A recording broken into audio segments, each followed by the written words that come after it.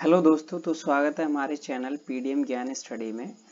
तो ये हमारा एसएससी का जो सैंपल पेपर है, एसएससी एमटीएस का सैंपल पेपर 5वां है। तो इससे पहले हमने 4 पेपर और कराए और 200 क्वेश्चन स्पेशल कराए हैं। ये 200 क्वेश्चन वाली वीडियो है। तो ये सैंपल पेपर फर्स्ट है, ये सेकंड है और ये थर्ड है और ये फोर्थ वाला है और फिफ्थ हम करा रहे हैं। और एक ये भी कराया है हमने जिसमें 200 क्वेश्चन हैं, सारे के सारे इम्पोर्टेंट हैं। अगर आपने हमारा ये वाली वीडियो नहीं देखी है तो जाके देख सकते हैं कि कितने इम्पोर्टेंट हैं। और हाँ, अगर आपको हमारा वीडियो अच्छा लगता हो तो लाइक ज़रूर करें और आप हमारे चैनल पर नए हैं तो सब्सक्राइब करें, लेकिन लाइक करना ना भूलें। और अगर आपको हमारा वीडियो अच्छा लगता हो कमेंट भी करें कि सर इस तरह के वीडियो कंटिन्यू रखें।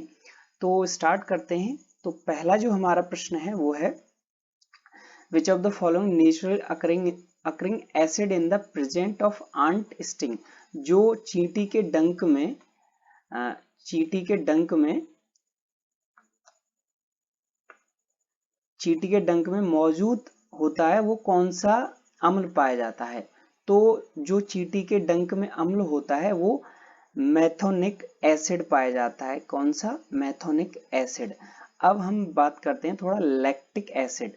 तो जो लैक्टिक एसिड है ये आपका कर्ड, जो दही और जो सोर मिल्क, जो खट्टा दूध होता है उसमें ये पाया जाता है, सोर मिल्क में और दही में।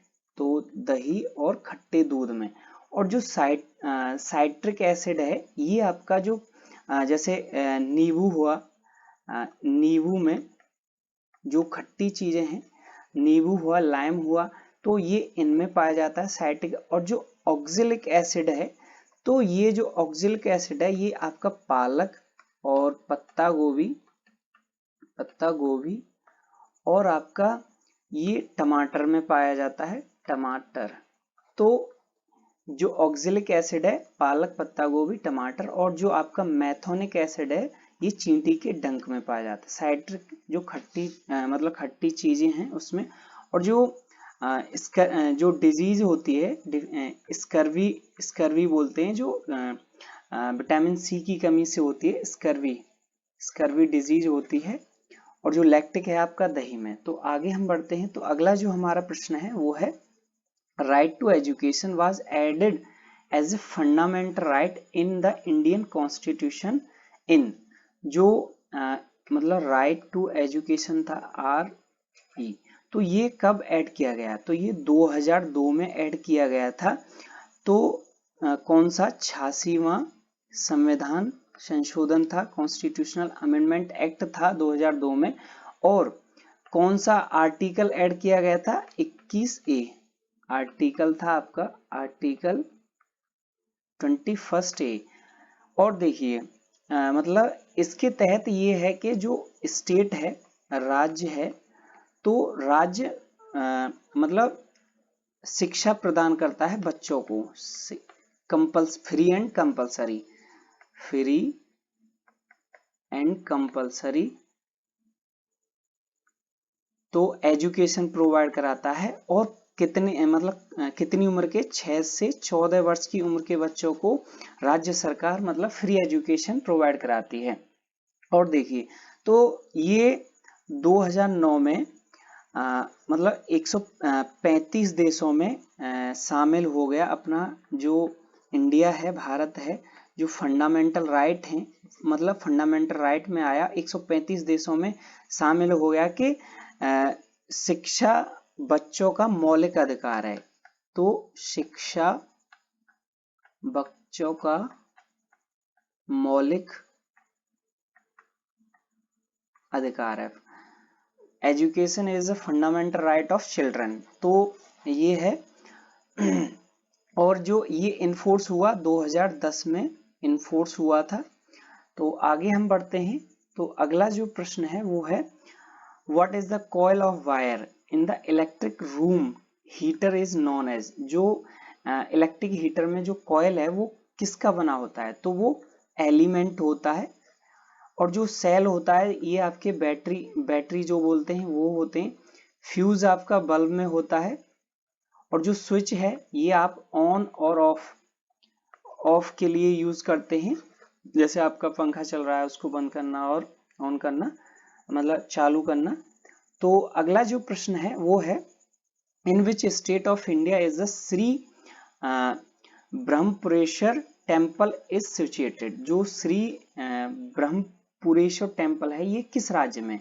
तो ये आपका है तमिलनाडु में। कहाँ है श्री ब्रह्मपुरेश्वर पुरेश्वर टेम्पल? तमिलनाडु में। तो आपका जो आंध्र प्रदेश में है वो है बालाजी टेम्पल। टेम्पल आपका कहाँ है? आपका ये आंध्र प्रदेश में। राजस्थान में आपका दिलवाड़ा टेम्पल है। तो ये जैन टेम्पल है। माउंट आबू में है ये, माउंट आबू मतलब राजस्थान माउंट आबू में है। और जो आपका मणिपुर में है, मणिपुर में आपका काली माता टेम्पल है, काली माता टेम्पल है। और आपका दिगंबर जैन टेम्पल है, जैन टेम्पल। तो ये आपके कहाँ है? मणिपुर में। तो आगे हम बढ़ते हैं। तो अगला जो प्रश्न है वो है, why is there low population growth in the society that is the under developed and technologically backward.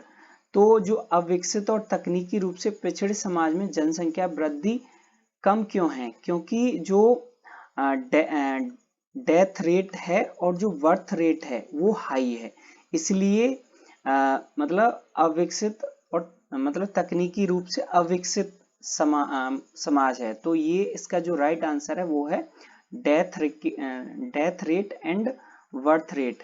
जो मृत्यु दर है, मृत्यु दर और जो जन्म दर है वो हाई है। जन्म दर क्या है? मतलब बढ़ी हुई है, हाई है। तो आगे हम बढ़ते हैं। तो अगला जो प्रश्न है वो है हमारा, waiting for the visa is the autobiography of which of the following person. तो ये जो बुक है वेटिंग फॉर वीजा, तो ये मतलब ऑटोबायोग्राफी है। और ये किन की बुक है? तो ये है आपकी डॉक्टर बी.आर. अम्बेडकर जी की। तो इसका जो राइट आंसर है वो है ए, वेटिंग फॉर अ वीजा। तो ये किन की है? भीमराव अम्बेडकर। तो इंदिरा गांधी जी की जो बुक है वो है आपकी माई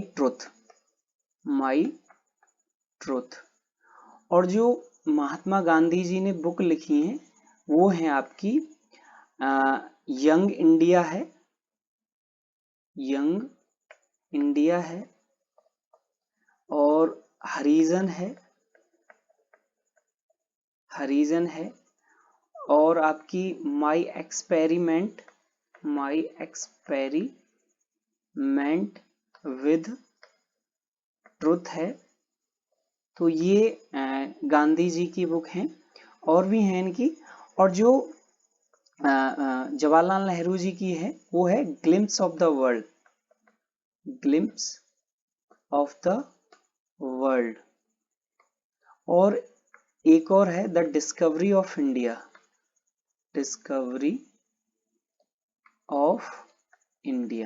तो ये जवाहरलाल नेहरू जी की बुक है। तो आप याद रखें कि जो बी.आर. अम्बेडकर जी की ऑटोबायोग्राफी है वेटिंग फॉर द वीजा है, इंदिरा गांधी जी की माई ट्रुथ है, और जो महात्मा गांधी जी की है यंग इंडिया है, हरिजन है, माई एक्सपेरिमेंट विद ट्रुथ है और ग्लिम्प्स ऑफ द वर्ल्ड। तो ये किन की है? जवाहरलाल नेहरू जी की। और इनको चाचा नेहरू जी के नाम से भी जानते थे। और ये 1946 में जो इंटेरियम गवर्नमेंट थी, 1946 में जो इंटेरियम गवर्नमेंट थी उसके वाइस प्रेसिडेंट भी रहे थे ये। तो ये प्रश्न पूछा जाता है कि इंटेरियम गवर्नमेंट के वाइस प्रेसिडेंट कौन थे जो उपाध्यक्ष थे वो कौन थे? तो और इनकी book the discovery of India है। तो आगे हम बढ़ते हैं। तो अगला जो प्रश्न है वो है, which of the following site of Indus valley civilization was the great bath found. तो जो आईवीसी है, आईवीसी की जो साइट है, तो जो ग्रेट बाथ है वो कहाँ पाया गया था, वो आपका मोहनजोदाड़ो में पाया गया था। तो कहाँ, ग्रेट बाथ, ग्रेट बाथ। और जो मोहनजोदाड़ो में आपके सिड्डल और ग्रैनरीज भी पाई थी, ग्रैनरीज। और देखिए जो मोहनजोदाड़ो है ये आपका मतलब लोकेशन पूछ लेता है, तो ये कहाँ है आपका, फिलहाल पाकिस्तान में है, पाकिस्तान में है। और जो आपका ये कालीबंगन है, तो जो कालीबंगन है तो ये कहाँ है आपका, कालीबंगन आपका राजस्थान में है, राजस्थान, राजस्थान। और जो धौलावीरा है और लोथल है, तो ये जो दोनों प्लेस हैं ये आपके गुजरात में है, गुजरात में। और देखिए तो एक यहाँ पे ये बनता है कि जो हड़प्पा थी, हड़प्पा सभ्यता थी, हड़प्पा की खोज किसने की थी, तो ये दयाराम साहनी जी ने की थी, साहनी जी ने कब की थी, 1921 में। तो ये भी एक प्रश्न आता है कि हड़प्पा की खोज किसने की थी, तो दयाराम साहनी जी ने की थी। और देखिए जो इंडस वैली सिविलाइजेशन था उसमें जैसे आपका मोहनजोदारो पाकिस्तान में था, और देखिए हड़प्पा भी आपका, हड़प्पा भी कहाँ था आपका, पाकिस्तान में था। तो अब हम आगे बढ़ते हैं।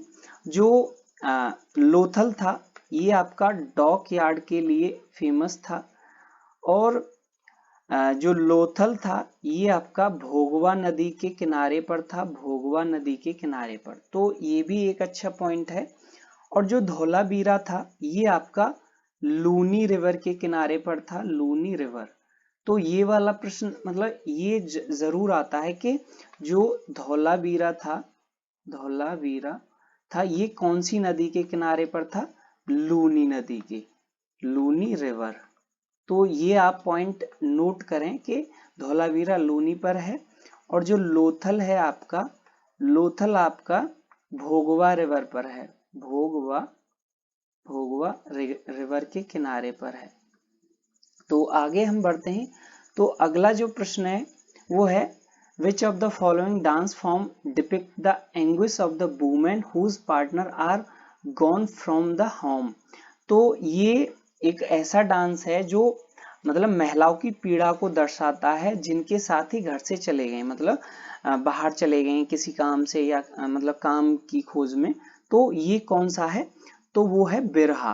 तो बिरहा ये दर्शाता है कि मतलब महिलाओं के एक तरह से दर्द को दर्शाता है। तो जो विरहा है आपका, तो ये मतलब फेमस है कई राज्यों में, आपका उत्तर प्रदेश में है, उत्तर प्रदेश में है, प्रदेश में है, और आपका ये बिहार में है, बिहार में है, और आपका झारखंड में है, झारखंड।